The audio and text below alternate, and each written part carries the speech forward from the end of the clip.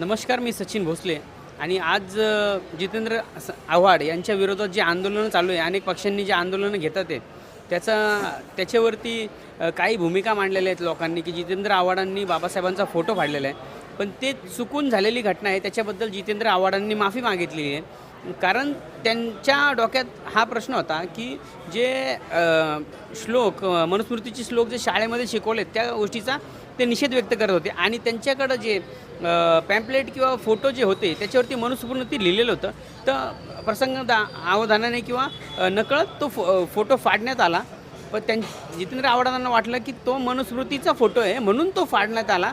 पण नंतर लक्षात आलं की त्याच्यावरती बाबासाहेबांचा फोटो आहे आणि त्याची चुकीची माफी आव्हाड साहेबांनी मागितलेली आहे. पण हे जे सत्तेतील पक्ष आहेत, ज्यांचं की बाबा तुमच्याकडे अधिकार आहेत, तुम्हीच त्याच्या पाठ्यपुस्तकामध्ये मनुस्मृतीचे धडे टाकलेले आहेत, तर ते धड्यांसाठी तुम्ही निषेध करावा.